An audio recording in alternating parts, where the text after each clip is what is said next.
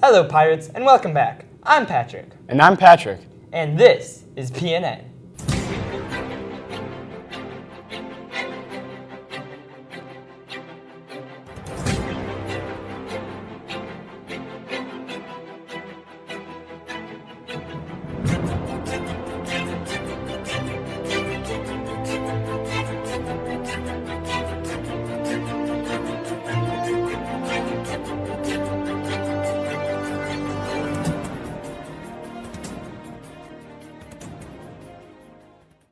There's a new assistant principal over at the Perry Elementary School, and I was able to catch up with him this week and got to know him a little bit more. Introducing Mr. Grissom.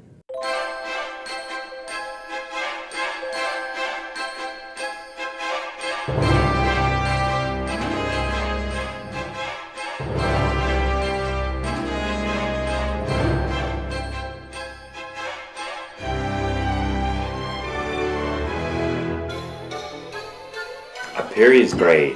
I mean, I remember they built this campus. I think I was maybe in like third or fourth or fifth grade. I actually had some friends I went to St. Pascal's with who moved out here. Their parents got jobs at the power plant when they first built it. And I came out here once when they had just built the campus, and I was still a kid, and I just thought it was the most incredible place. And now moving through the campus now, it looks fantastic. The kids are happy. I think this is it's a nice gift for kids to be able to kind of grow up in an environment like this. So far, so good. A little bit, but he was a intervention specialist and a behavioral specialist over at Mayfield City Schools. And so the amount of knowledge that he has with intervention is amazing, and he's been a really wonderful asset to support our teachers and our students already. We have a really great relationship. You can tell that he's really passionate about our teachers and our students and getting to know the community. So I look forward to the year together because I know he's going to do great things for our school. This poster on my wall, it's silly for an elementary school. It makes total sense. For high school and middle school kids, they'll probably laugh and say it looks childish, but it says be brave. I think what's really important in school is that this is the one time in your life you really get afforded the opportunity to make as many mistakes as possible. And there's adults here to support you, so I would just encourage kids to try everything they possibly can. Be brave and don't be afraid to make mistakes. We're here to support you and help you become happy, successful people. Welcome to Perry, Mr. Grissom. While many of us know Mrs. Milky as an English teacher in the high school, many of us don't know that she is also quite the accomplished author. With the story is Gavin Tanish. Mrs. Milky is a high school language arts teacher who currently writes under the pen name Rachel Alpine. As Rachel Alpine, she has written 5 books, her most recent of which is called A Void the Size of the World. So what inspired me to be an author was the fact that from a very early age I was a reader. My mom and my grandmother read to me constantly all the time, and I was surrounded by books, and I love books. So when I got into first and second grade and learned how to start writing by myself, I thought it was just amazing that I could create my own stories to let other people read. So my thought process when writing and completing a book is usually kind of a crazy scattered one. So I handwrite everything that I do first, and I usually don't even go in order. I write in terms of scenes as they kind of come to me, and then I piece them all out, look for missing holes, and kind of put things together to create the story. So I always say it's not a pretty process, but somehow I get to the end of it. The book that was the biggest challenge to me was probably my middle grade book, You Throw Like a Girl, because when my son was 8 days old, my agent sold the book, so I had to write a book with a newborn baby. So a lot of sleepless nights went into that book and being a mom for the first time.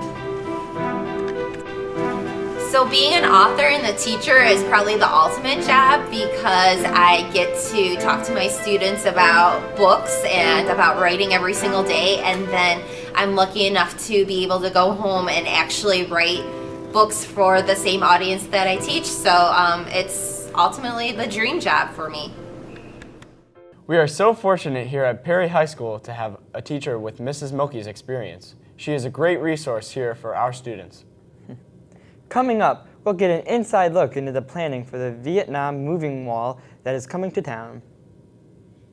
And this past week was District Safety Week. All that and more when we come back. The Scholastic Book Fair is coming to Perry Middle School September 18th to the 22nd. We hope to see you there.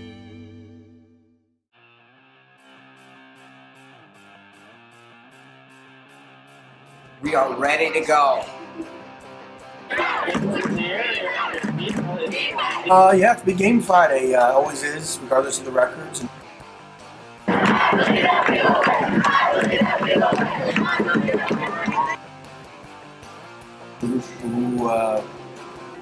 Who's up, who's down, doesn't matter. It always turns into a street fight. It's always a close game. Smith on 2nd and 9. Tough pass, intercepted. It's intercepted by Petroselli. Josh Petroselli down the sideline for a touchdown. The former Blue Streak intercepts the Blue Streaks and returns it all the way for a go-ahead touchdown. Madison's a tough team. They're coached well. Two tough boys over there. Hopefully we do too. So look for the challenge this year and do our best, because they're going to do their best, that's for sure. It's going to be a good time. Let's wrap it up then!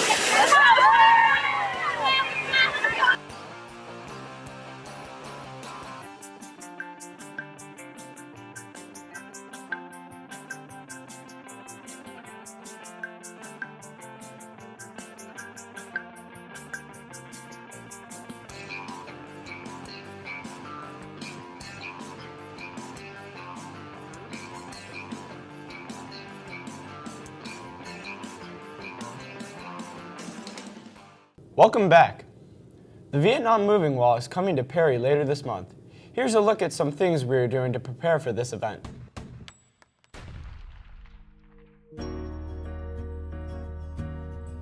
The moving wall is a large replica of the Vietnam Wall Memorial in Washington, D.C. So it's a wall that gets set up. It looks just like the one in D.C., although smaller. But it has the 57,000 or so names on it of the fallen soldiers in Vietnam. We thought it'd be a good idea to have it here in our community and give our kids and community an opportunity to experience what that traveling wall is all about. Officially opens on Thursday. The last panels will be set at about 9:30 a.m. and there'll be a procession of veteran motorcycle groups that bring in the wall, and then from that point on it's open to anybody that wants to see it through Sunday.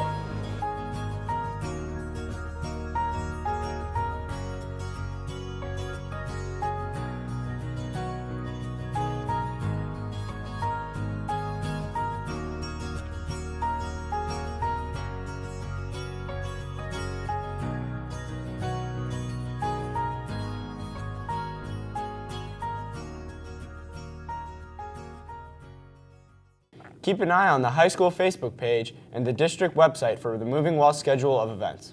The safety of the students and staff is always top priority at Perry local schools. Sometimes that means preparing for different events, as all of Perry schools did during Safety Week. Here to talk about that preparation is Perry High School Principal Todd Porcello and Director of Maintenance and Operations Jim Smith.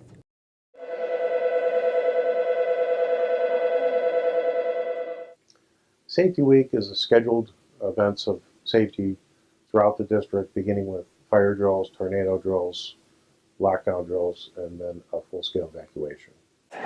We think that in order to best protect our students and make sure that everyone's safe, that we have to go through the drills and have those open conversations with our students about how to best respond if something unfortunate were to occur. Other cars, you're going to miss it out, right? The problem is the sirens are going to be going off. You need to listen to what you're told to do and which way to evacuate, okay?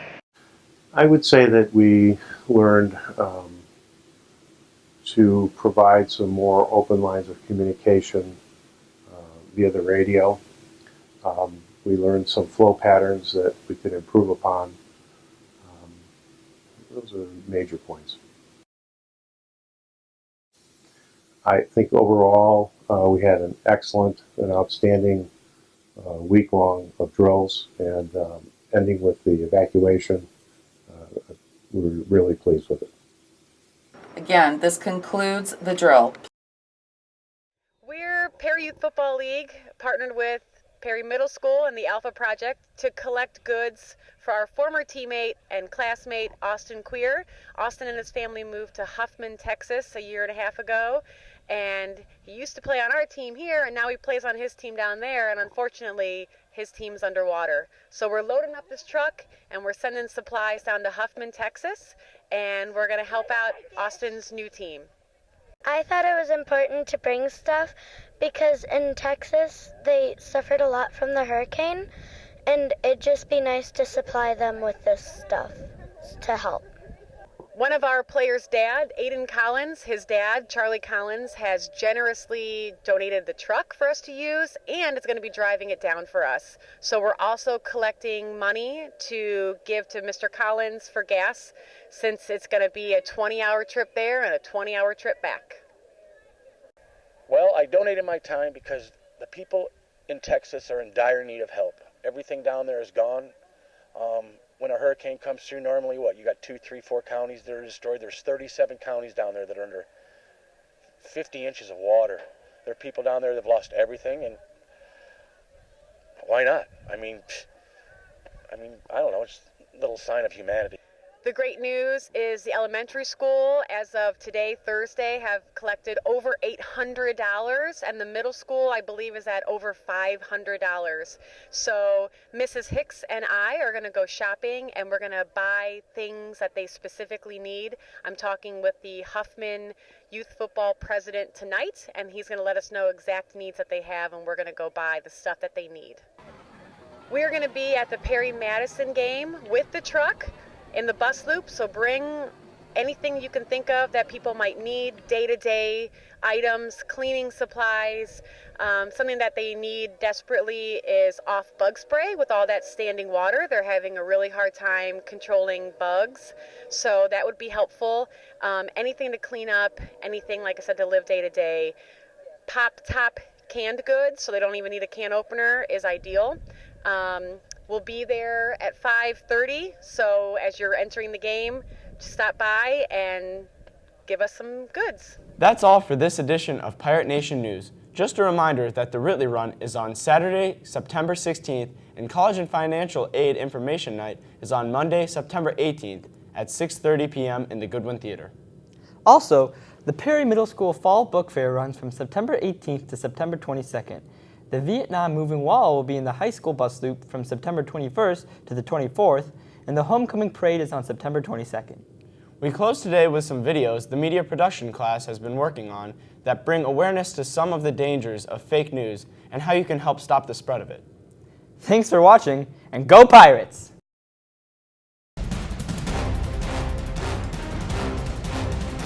Fake news is a concept that has been around for centuries. However, hundreds of years later, we are still feeling its negative effects.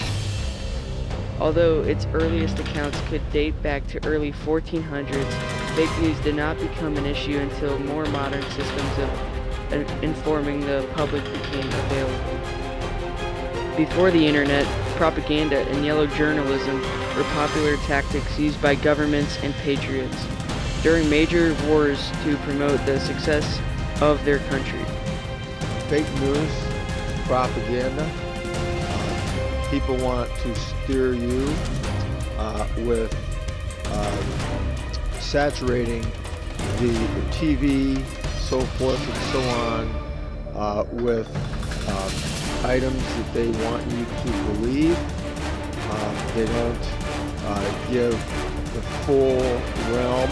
Once the 21st century rolled around, the internet came into the widespread mainstream. Fake news exploded and started to play a huge role in American politics, most notably in the 2016 presidential election. Well, it makes people misinformed.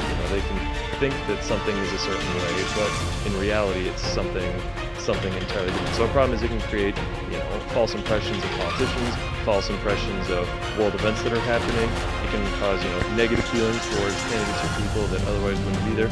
It's a big problem, for sure, and so that's why it's important to, double check your sources, do some searches, see what other news sources are saying about similar things, and through that you can kind of create a more informed opinion.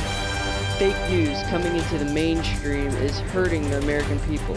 Without clear impressions of the people we are electing and the events that are occurring, America will crumble under its own power. There are some steps that you can take to slow the effects of fake news. Number 1, consider the source. Click away from the article and try to determine whether or not the site is reliable.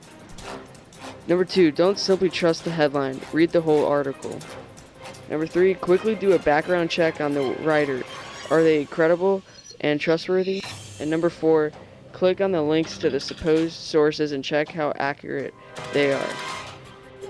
The real power, however, lies at the source. If you are creating fake websites or articles, don't. It's not helping. This is fake news prevention. Fake news is false information that is created and put onto the internet for people to look at and automatically believe. The people that create these stories most of the time just do it for the money. This information is being put out there by other countries for the American people to believe in what they are saying. The other countries are making money by us believing the fake news stories that they are creating. We are losing respect from a lot of countries because of this. There have been online stories saying that an FBI agent suspected in Hillary's email leaks was found dead in an apartment murder-suicide, published by Denver Guardian. There is no such thing as Denver Guardian because the domain for the website was created in July 2016, right along the time of the election. In the location that they provide in the online article was a picture of a tree in a parking lot. Someone wrote a story about Hurricane Harvey and how there was a shark in the middle of a highway. Even now, when there are people's lives in danger, these people are making up false information that is scaring people even more than they need to be. All of the photos that are now on the internet about this subject are proven to be photoshopped. This is how to spot fake news. Read beyond the headlines because the fake news authors will most of the time make up titles, putting them into big bold letters that will pull you in and make you interested on the topic. Check the date of when the story was released and check the author's name to see if it is a legitimate name. Fake news needs to stop so that way the people don't believe in it and then try to take action on something that's fake. This case shows how fake news can lead to a dangerous situation. Edgar Welch, 28 of Salisbury, North Carolina, has been arrested and charged with assault with a dangerous weapon. And police say that Welch told them that he showed up at the D.C. pizza restaurant to get to the bottom of what appears to be an utterly bogus story about child abuse promoted on the internet. The origin of this crazy story was a posting on WikiLeaks involving Clinton campaign manager John Podesta discussing a fundraiser with the owner of the restaurant. Somehow that posting morphed into a baseless allegation of crimes involving Podesta and Hillary Clinton, lies becoming dangerous. Please spread the word about the fake news and help us bring it down.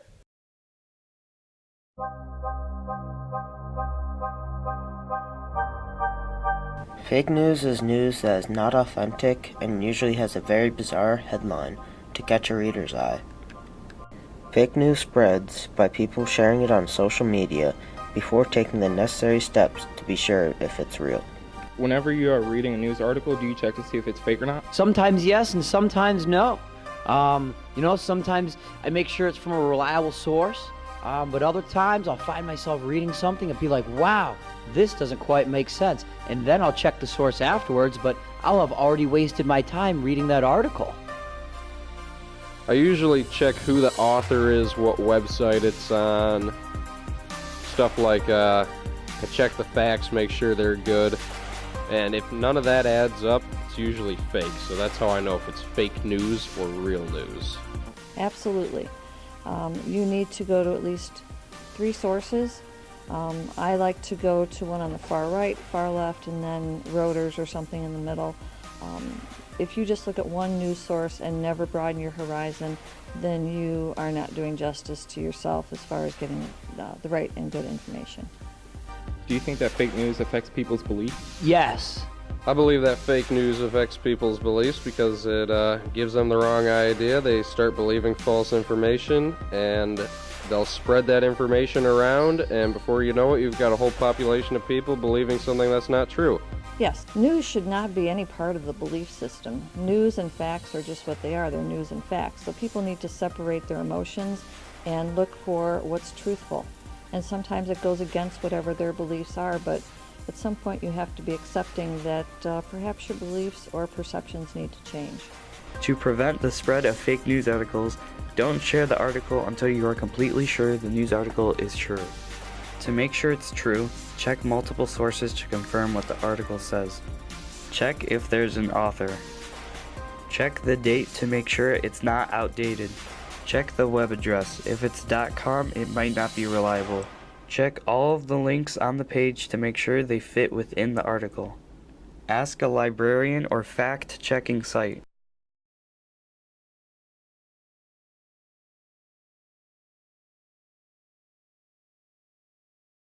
Fake news is a problem because people start to believe it without checking their sources, and they act on it and make bad decisions.